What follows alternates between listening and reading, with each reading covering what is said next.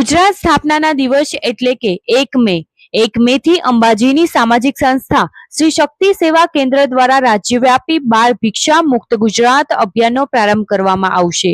અમદાવાદમાં આયોજિત એક કાર્યક્રમમાં સંસ્થાના સ્થાપક ઉષા અગ્રવાલે જણાવ્યું કે આ મુહિમનો ઉદ્દેશ બાળકોને ભિક્ષાવૃત્તિમાંથી મુક્તિ કરી શિક્ષણ અને પુનર્વાસ તરફ વાળવાનો છે। આ પ્રસંગે 66 અગ્રણી મહાનુભાવોના વિડીયો મેસેજ દ્વારા જનજાગૃતિ ફેલાવવામાં આવશે। વર્ષ 2011 થી કાર્યરત આ સંસ્થાએ અત્યાર સુધી 200 થી વધુ બાળકોના જીવન બદલ્યા છે અને આદિવાસી કન્યાઓનું સફળ બેન્ડ પણ તૈયાર કર્યું છે।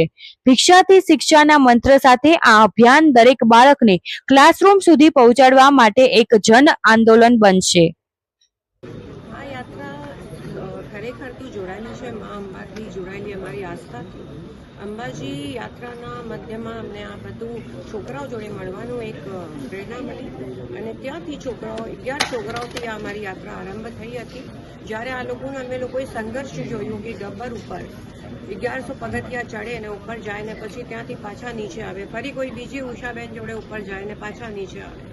આટલું સંઘર્ષમય જીવન જે બાળકોનું હોય અને એ બાળકનો જો અમે લોકો હાથ પકડી લઈએ તો આ લોકો જીવનમાં ખરેખર કેટલું બધું સારું કરી શકે છે એ વિચારથી આ યાત્રાનો આરંભ થયું ને એનું પરિણામ આજે એવું છે કે 200થી વધારે કરતા છોકરાઓ જ્યારે શિક્ષણથી જોડાઈ ગયેલા છે।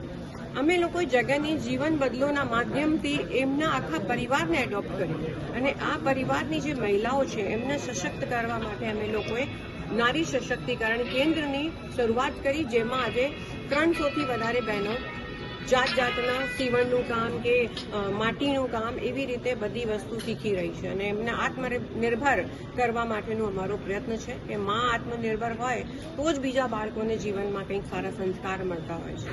Okay, thank you.